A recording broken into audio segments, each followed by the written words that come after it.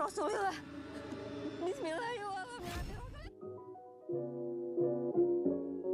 Hai Sobat Film dimanapun berada dan apa kabarnya? Kembali lagi ke konten alur cerita film. Di video terbaru kali ini saya akan menceritakan film horor seram yang berjudul Pemandi Jenazah.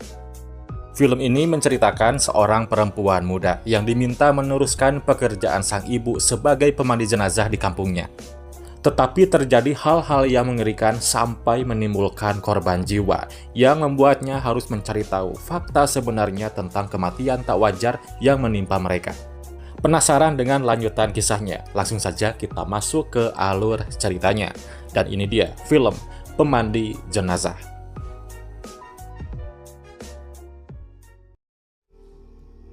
Mbak, maaf ya Mbak, kita mulai. Ya, film diawali dengan seorang gadis bernama Lela dan ibunya yang bernama Bu Siti yang tengah sedang memandikan seorang jenazah perempuan. Ibu Lela di sini merupakan satu-satunya orang yang bisa memandikan jenazah. Dan oleh karena itu, dia mau anaknya meneruskan pekerjaan ibunya tersebut karena tidak ada lagi orang yang mampu melakukannya. Di sini Lela terlihat gak tahan, dia seketika muntah-muntah karena melihat belatung yang ada di mata jenazah tersebut. Ibunya pun seketika menenangkannya. Lalu kemudian ibunya pun mulai memandikan si jenazah tersebut dan membersihkan sekujur tubuhnya. Loh, iya, udah lama banget tuh. Kok pulang-pulang kali ya? Kok nggak segampang itu loh bisa pulang. Singkat cerita, beberapa hari kemudian, di kampung itu ada acara sunatan dari cucunya Bu Ida, dan orang-orang di kampung itu turut menghadiri acara tersebut.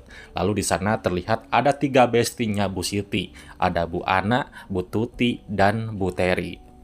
Diketahui mereka semua ditinggal cerai oleh suaminya, terkecuali Bu Siti yang ditinggal mati oleh suaminya. Di sini seperti biasa, ibu-ibu suka gosip ngobrol sana-sini. Lalu ada Bu Ida yang terlihat gelisah dan merasa pusing karena acara tersebut.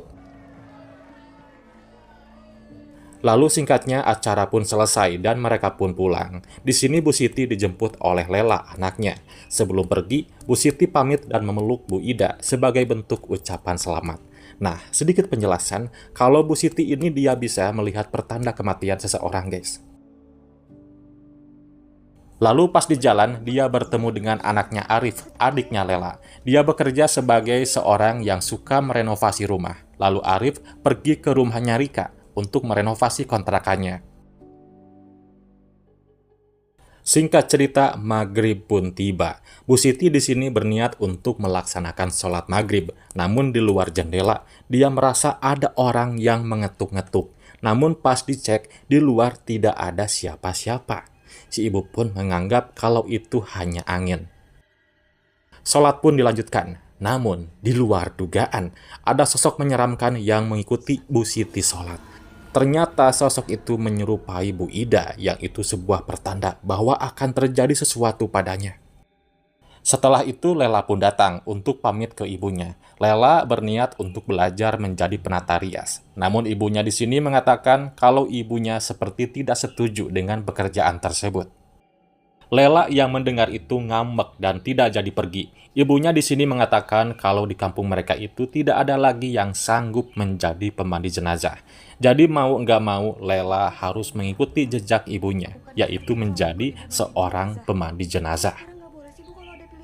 Lalu kemudian ibunya Lela mendapatkan firasat buruk dan benar saja ada pengumuman kalau Bu Ida telah tutup usia. Dan ibunya menyuruh Lela untuk tetap tinggal di rumah dan jangan pergi kemana-mana.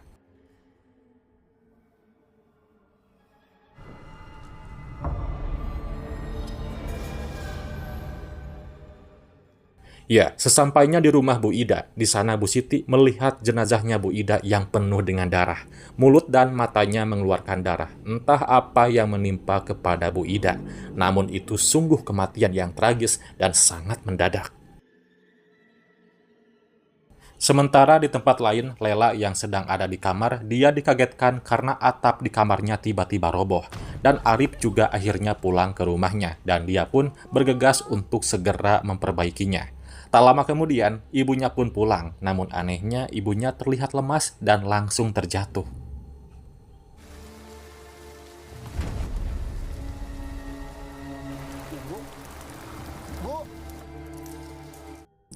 Mereka pun segera membawa ibu ke dalam rumah. Ya, setelah memandikan Bu Ida, Bu Siti terlihat berbeda dan terlihat kayak ada yang disembunyikan olehnya. Lela yang melihat itu menyuruh ibunya untuk istirahat saja. Namun pas Lela sedang membereskan cucian, ibunya tiba-tiba keluar. Dia ingin membakar baju yang dipakai oleh Bu Ida sewaktu dia meninggal. Ibunya di sini mengatakan, suatu saat kalau kamu memandikan jenazah, semua barang si jenazah harus kamu bakar, dan jangan sampai rasa penasaran menghantui kamu. Lela yang mendengar itu langsung menyuruh ibunya untuk istirahat kembali.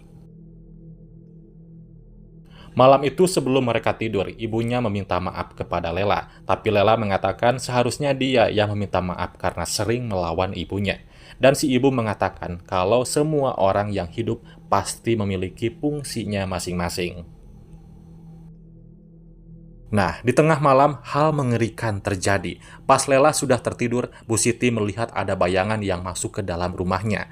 Dan bayangan itu lalu masuk ke dalam tubuhnya. Dan seketika, dia pun kesakitan dan akhirnya meninggal dunia di samping anaknya. Jelas, Lela tampak syok melihat sang ibu tewas secara mengenaskan. Semua orang pun datang ke rumahnya Lela untuk mengaji, dan temannya Bu Siti menyuruh Lela nih untuk memandikan ibunya, karena tidak ada lagi yang bisa melakukan itu, cuma Lela sendiri. Kuatkan hamba ya Allah. Ikhlaskan hamba ya Allah. Lela pun dengan hati yang tegar, dia akan mulai memandikan ibunya dengan menahan rasa sedihnya. Ya, dia perlahan-lahan memandikan jenazah ibunya tersebut. Namun mata si ibu tiba-tiba terbuka, dan Lela yang melihat itu semakin sedih melihat ibunya yang seperti itu, dan menyuruh ibunya untuk ikhlas. Lela sepertinya enggak kuat untuk memandikan jenazah sang ibu. Lalu tiba-tiba ada arwah si ibu yang membantu Lela, dan Lela pun merasa sedikit tenang dan segera menyelesaikan pemandian ini. Namun pas Lela membuka mulutnya, sangat terkejut karena dia melihat ada kawat besi di dalam mulut si ibu, dan segera mengambil kawat itu lalu disimpan. Dan keesokan harinya jasad sang ibu akhirnya dimakamkan. Setelah tiba di rumah, Lela yang sedang tidur di kasur bekas ibunya meninggal, tiba-tiba dibangunkan oleh teman ibunya yang datang ke sana untuk memberikan sumbangan dari warga. Dan temannya sangat kaget pas melihat darah di kasur Ibu Siti, karena mereka tidak tahu kalau Bu Siti meninggalnya sangat mengenaskan. Karena kesal, Lela menutup pintunya. Di saat Lela sedang membersihkan darah di pakaian ibunya, dia kesal kepada Arif karena Arif berangkat untuk bekerja di saat suasana masih berduka.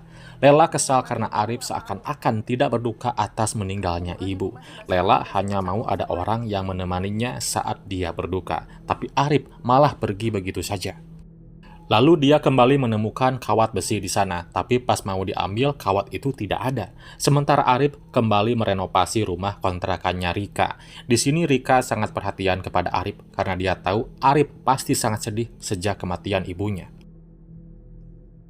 Di musola, ibu-ibu merasa aneh dan merasa janggal bagaimana bisa Bu Ida dan Bu Siti meninggalnya cuman beda 1 hari. Dan Bu Teri mengatakan kalau jangan-jangan mereka itu disantet.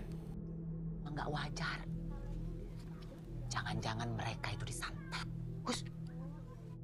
Tahlil pun dilaksanakan barengan. Malamnya mereka pun tahlilan, semua warga kampung datang ke sana.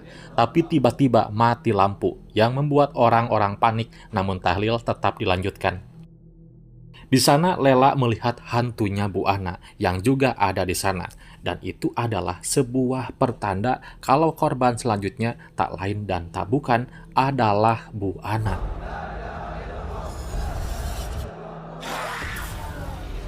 Setelah tahlilan, mereka pun pulang. Dan di rumah, Lela melihat ibunya yang tengah melaksanakan sholat. Lela pun menghampirinya, namun tiba-tiba ibunya menghilang dan sialnya kaki Lela tertusuk oleh kawat duri. Ya, di tempat lain, Bu Ana sedang mengobrol dengan Bimo, anaknya. Dia merasa kehilangan karena 2 temannya meninggal. Di sana terlihat muncul sosok menyeramkan yang muncul di balik tembok. Namun Bu Ana tidak mengatakan itu kepada Bimo. Kan udah gede, Bu. Nanti Bimo dapat. Di sana Bimo berencana ingin berangkat kerja, meminta izin kepada ibunya karena Bimo khawatir jika ibunya ditinggal sendirian. Kemudian Bu Ana merasakan sesuatu di kamarnya, dan tiba-tiba lemari baju Bu Ana terbuka sendiri. Karena penasaran, Bu Ana mencoba mengeceknya. Setelah mengorak-ngorek pakaian, tiba-tiba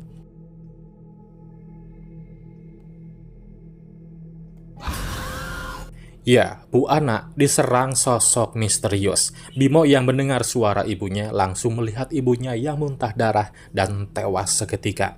Kematian Bu Ana pun langsung diumumkan. Saat itu juga, Lela yang mendengar Bu Ana meninggal, dia mengurung diri karena dia tahu kalau dia harus memandikan jenazahnya. 3 hari berturut-turut ada korban. Terlebih lagi Lela menemukan kawat duri di mulut ibunya. Dia juga takut ada sesuatu di kematian Bu Ana. Bimo memohon-mohon kepada Lela untuk segera memandikan jenazah ibunya, namun Lela tidak mempedulikannya. Sementara di rumah duka datang Pak Polisi untuk meminta izin untuk melihat jenazahnya Bu Ana, karena takutnya ada tindakan kekerasan atau apapun itu. Namun Bimo memberitahu kalau tidak ada sama sekali orang yang masuk ke rumahnya, dan juga Bimo dengan langsung melihat ibunya meninggal. Jadi tidak mungkin ada tindakan kekerasan dan bukan pembunuhan. Bimo juga tidak mau ibunya diadopsi karena kasihan sama ibunya. Lela yang sedang di rumah didatangi roh Bu Ana yang meminta tolong.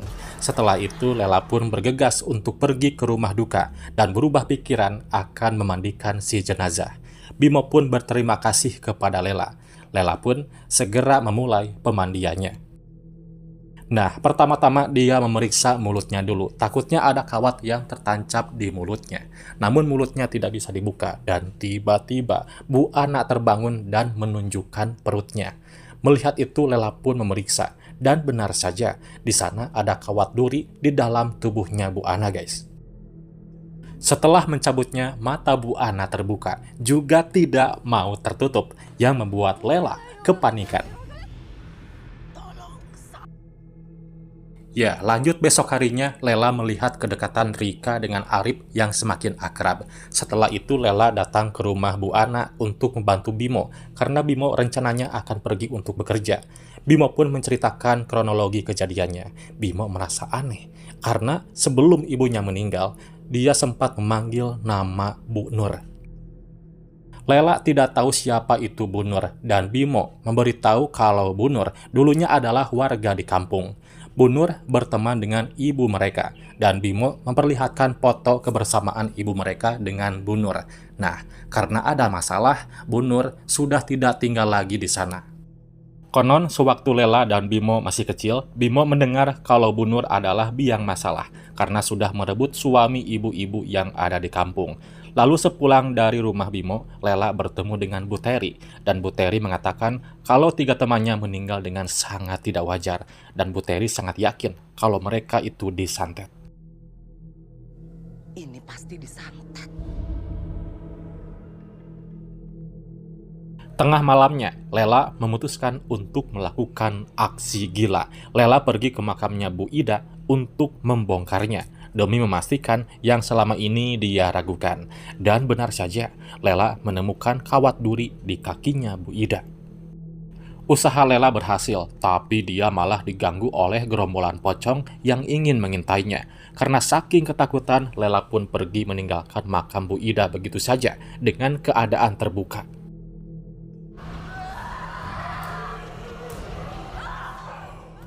Ya, besoknya lagi Lela datang ke rumahnya Bu Ida untuk mencari tahu apa yang sebenarnya yang terjadi dan mencari tahu lebih dalam tentang siapa itu Bu Nur. Lalu tiba-tiba ada Bu Tuti datang ke sana dan Lela menanyakan siapa itu Bu Nur. Dan Bu Tuti menjelaskan kalau Bu Nur itu adalah orang jahat. Dia suka menghancurkan rumah tangga orang, termasuk rumah tangga ibunya Lela. Lalu di rumahnya, Arif menemukan cangkul di kamarnya Lela. Arif mengetahui kalau yang membongkar makamnya Bu Ida adalah Lela. Di sana Lela menjelaskan kalau mereka bertiga yang meninggal itu adalah korban, karena Lela sudah menemukan semua bukti yang ada. Tapi Arif marah karena kakaknya sudah berlebihan dan menyuruhnya untuk melaporkan ke polisi biar polisi aja yang urus. Namun Lela mengatakan kalau itu semua tidak ada hubungannya dengan polisi. Lela juga menunjukkan kawat yang dia temuin di mulut ibunya dan di semua jenazah lainnya. Apa mungkin benar kalau mereka semua itu disantet? Tak sadar kalau di luar ada Bu Terry yang menguping obrolan mereka, dan Bu Terry dengan lancangnya menyebar berita itu ke warga. Jadilah gempar kalau mereka itu meninggalnya karena disantet. Malamnya pun Lela datang ke rumahnya Bu Terry karena kesal Bu Terry sudah menyebarkan gosip, dan di sana ada polisi yang memberitahu Lela kalau Bu Nur itu sudah meninggal sewaktu Lela kecil. Dia memang pernah tinggal di sini dan dia itu janda dengan anak satu perempuan. Setelah polisi pergi, Lela melihat Bu Terry yang kerasukan oleh Bu Nur dan dia mengatakan kalau semua orang telah menuduhnya, menuduh telah merusak rumah tangga mereka. Sementara di rumah, Arif menanyakan apa yang dilakukan oleh Lela. Lela ternyata belum membakar semua darah para jenazah dan Arif sangat kecewa. Namun di sini Lela mengatakan dengan pasti dia ingin tahu kenapa ibunya harus meninggal seperti itu. Lela sangat tidak tenang dan kebingungan. Terlebih lagi Arif sangat cuek kepada Lela, padahal Lela sangat membutuhkan Arif untuk selalu di sampingnya. Di malam itu saat Lela tidur, dia diserang oleh sosok bayangan hitam. Lela mengeluarkan darah dan meninggal di tempat tidurnya. Orang-orang kemudian datang ke rumahnya untuk mengurus dan dimakamkan. Jangan terkecoh dulu, ternyata itu adalah mimpi buruknya Lela, guys.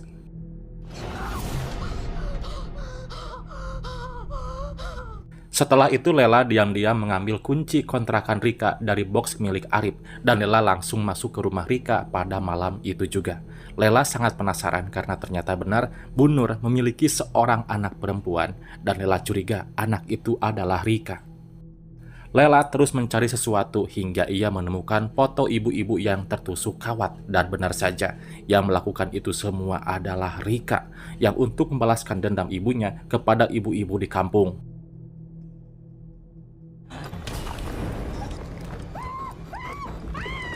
Sin pindah ke rumah Bu Tuti. Ia juga diganggu dan diteror. Kakinya tertusuk kawat duri dan juga matanya. Setelah sekian lama Bu Tuti tersiksa, ia pun harus tewas juga. Kematian Bu Tuti diumumkan. Lela seperti biasa harus segera memandikannya. Namun tiba-tiba Bu Tuti terbangun dan keluar kawat duri dari mulutnya. Lela pun kemudian mencabut kawat itu dari mulutnya. Tiba-tiba para roh muncul meminta tolong kepada Lela. Setelah itu Lela tampak kesakitan. Setelah polisi dan para warga datang, Lela kembali sadar. Dan setelah itu Lela pun mengatakan kalau dia tahu semuanya dan langsung menunjuk Rika adalah pelakunya. Dia membocorkan semuanya kalau Rika itu adalah anaknya Bu Nur yang ingin membalaskan dendam ibunya. Rika diteriaki pembunuh oleh Lela dan Rika kemudian mengatakan kepada Lela, cukup mereka yang merasakan dosa. Lalu tiba-tiba ibu-ibu yang ada di sana malah kesurupan. Nah, setelah itu geng ibu-ibu datang ke rumah Rika, dan kejadian itu sama seperti waktu Rika masih kecil, di mana dia melihat ibunya digusur dan disiksa oleh ibu-ibu, dan kini dia merasakan apa yang ibunya dulu rasakan. Ya, ternyata ibunya dulu disiksa menggunakan kawat duri, dan oleh karena itu di semua korbannya ada kawat duri di dalamnya. Rika harus mengalami kejadian yang sama dengan ibunya. Lela melihat kejadian itu dari kejauhan dan ibunya datang kepadanya untuk menyuruh Lela untuk menghentikan itu semua. Hentikan, Lel.